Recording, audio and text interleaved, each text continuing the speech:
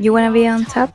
Esa es la premisa que nos entrega America's Next Top Model, una serie que no solo marcó a toda una generación, sino que dejó el ejemplo claro de cuando una idea demasiado ambiciosa se vuelve peligrosa. Este 16 de febrero se estrenó en Netflix la docuserie La cruda realidad, donde se detalla cómo fue la grabación de America's Next Top Model y los errores que pudieron haber ocurrido. Mi duda con este como documental es hacia dónde va a ir dirigida la culpa, porque tengamos claro que si se cometieron varios errores hay una cabeza detrás de ello. Esta docuserie cuenta con 3 episodios de una duración aproximadamente de 1 hora, por lo tanto vamos a ir viendo el primer episodio acá y luego podemos ir discutiendo los siguientes en otro video. Vamos a ver el primer episodio titulado En la cima. Empezamos muy fuerte con la frase I was rooting for you. Todos estábamos apoyándote. Y esto fue lo que Tyra le dice a Tiffany. Una historia, la verdad, que vamos a tener que ir diseccionando, pero esta visión de Tyra marca mucho porque es la primera vez que la vemos tan enojada y también es de forma muy como maternal que tenía de tratar a las demás concursantes, cuando después se supo que ella realmente no tenía esta relación con las chicas que concursaban. Cuando uno ve este episodio, yo me acuerdo perfectamente como verlo y verla muy enojada y verla como ella estaba como muy frustrada porque no estaban dando el 100% de estas chicas, le llegas a entender porque dices, esta persona muy maternal, las cuida mucho, está ahí para ellas, pero la realidad era otra, muy distinta. Algo que se menciona acá, que siento que nunca lo vi traducido realmente, es que dice que Tyra lo que buscaba era personas con cuerpos normales, distintos y diversos, personas que quizás no eran como modelos propiamente tal, que no cabían en la industria, para darles un espacio. Yo creo que eso solamente fue cuando agrega a las modelos curvy, a las modelos petit, ya muy avanzada la serie. Creo que ya partimos con una premisa de que quieren sacar un poco el centro de la culpa hacia Tyra, sino que como decir, bueno,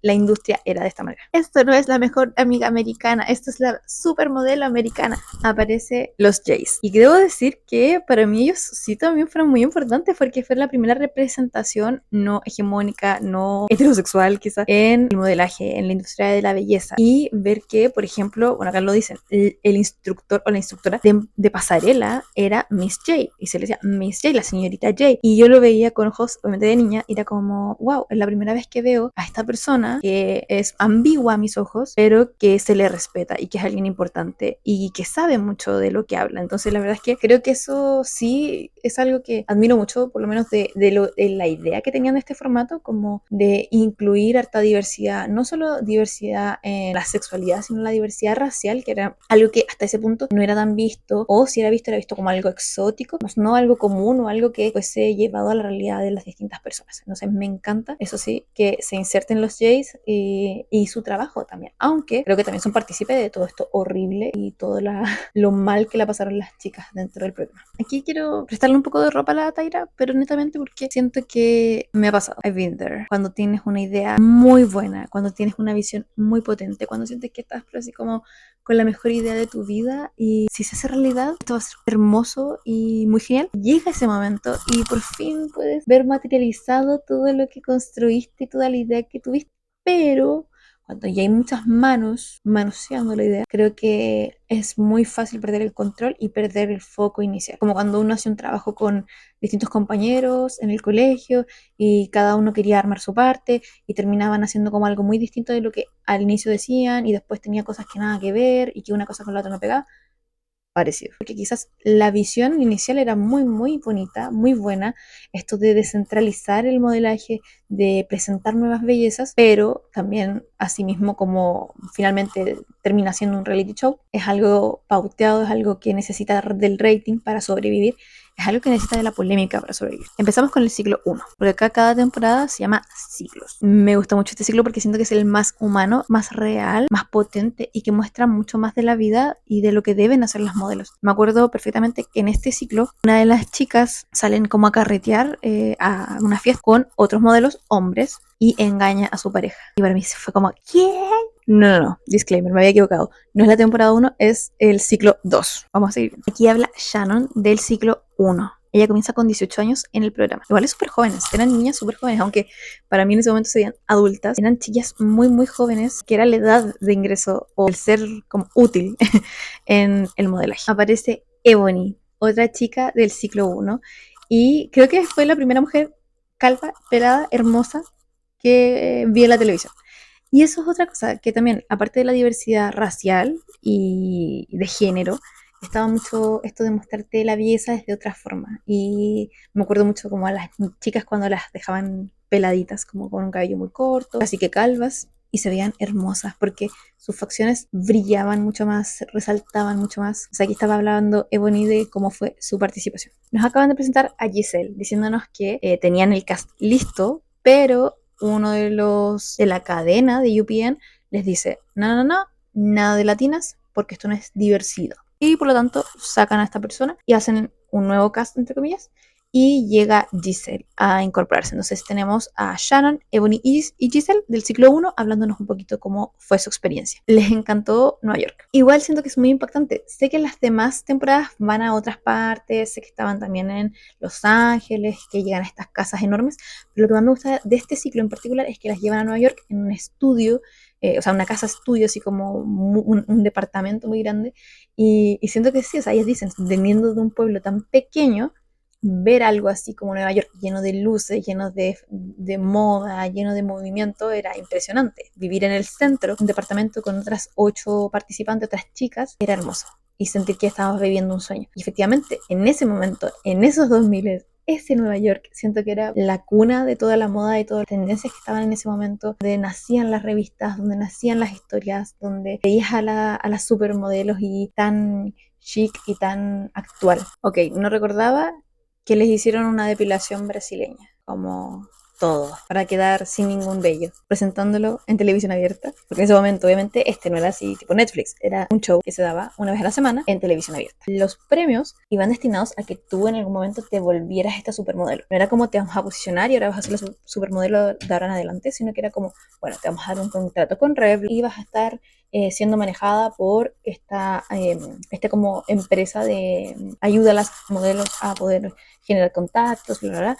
Entonces, con todo esto, tú deberías estar preparada para poder ir y buscar esto de ser la supermodelo americana. Llegamos a la mejor parte de todas, que más esperaba. El cambio de look para Tyra era muy importante, que todas las chicas tuviesen este cambio de look radical. Como encuentras una belleza, pero la belleza no lo es todo, porque tienes que traducir esa belleza a algo impactante, algo que te guste visualmente, que puedas quedarte mirando. El capítulo que más ganas tenía de ver, que más ansia me daba ver, eran los makeovers. Efectivamente era porque sufrían, era porque lloraban o porque cambiaba mucho su aspecto, porque había gente que dejaba un look de años por ser la supermodelo americana. Para la industria tú tienes que ser alguien interesante, no cualquier persona como del montón. Pero sí, porque las juzgan harto. Acaban de decir como, es que Giselle lloraba mucho, es que Giselle se quejaba y a Giselle le importaba demasiado su cabello, no debería importarle tanto. Finalmente esto igual reduce mucho la propia experiencia de las participantes. Ahora, viéndolo con un ojo mucho más clínico, es algo que no solo reduce su calidad como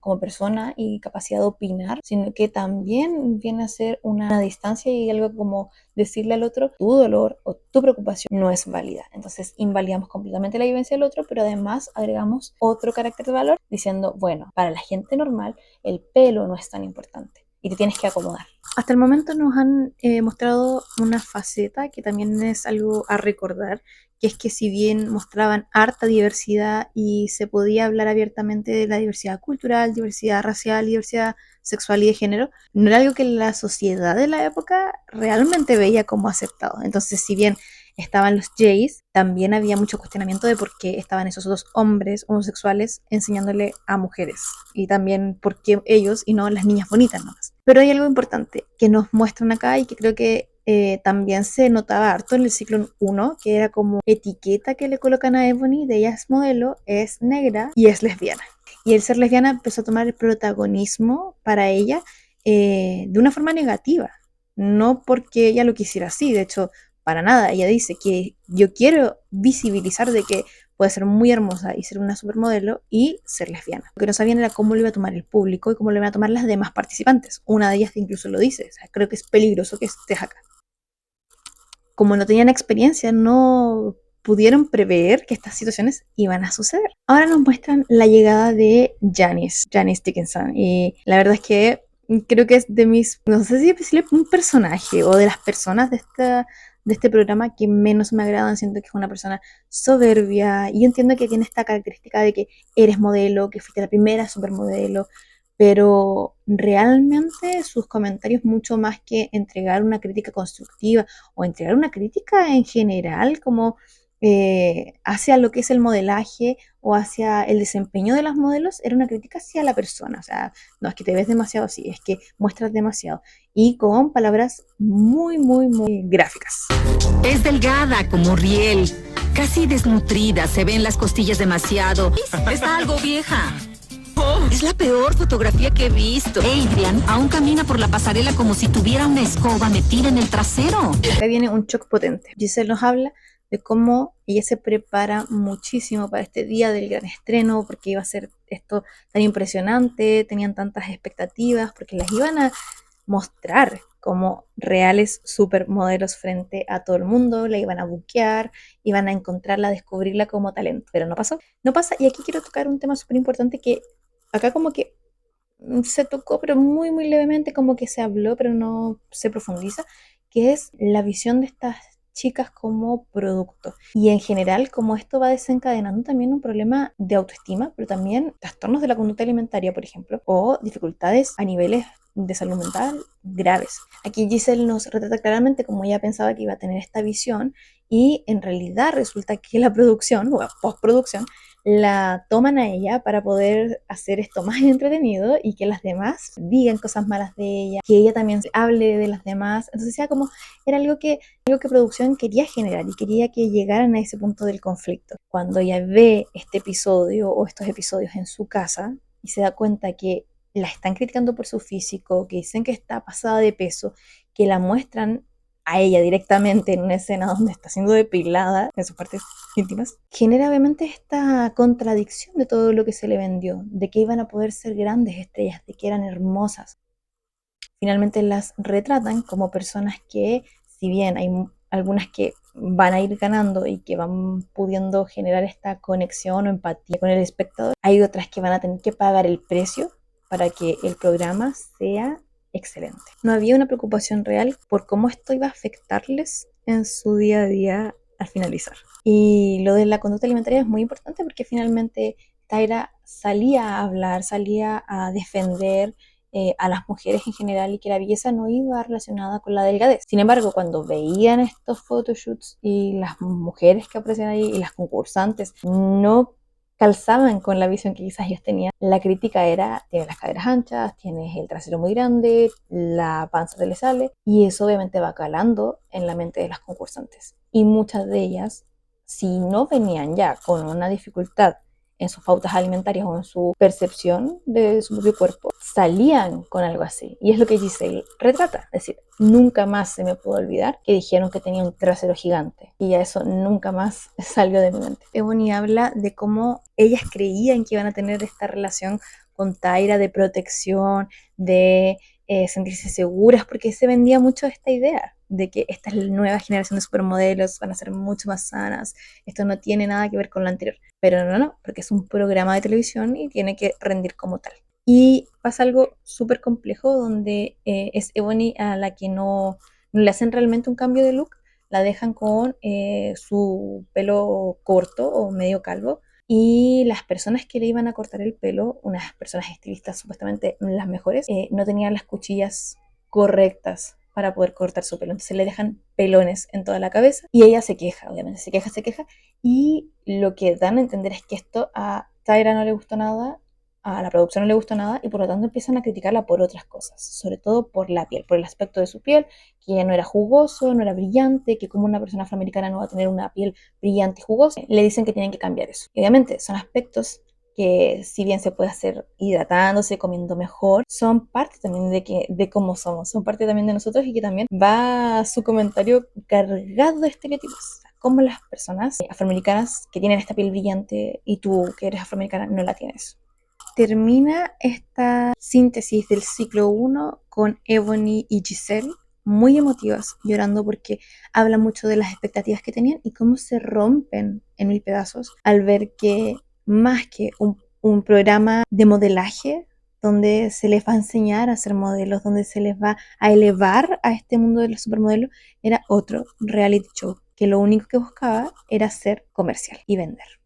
aparece Nigel Barker. Y si bien ahora es un señor, en ese momento era la figura masculina de America's Next Top Model. Entregaba esa visión de decirle a las chicas que son hermosas y tratarlas como de una forma muy caballerosa.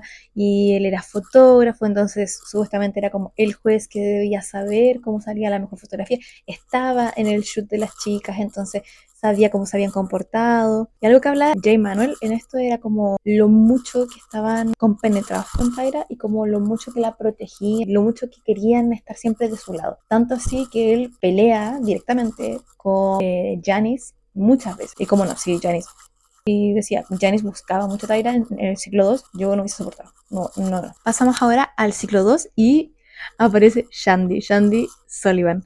Me encanta. Cata Editora por acá.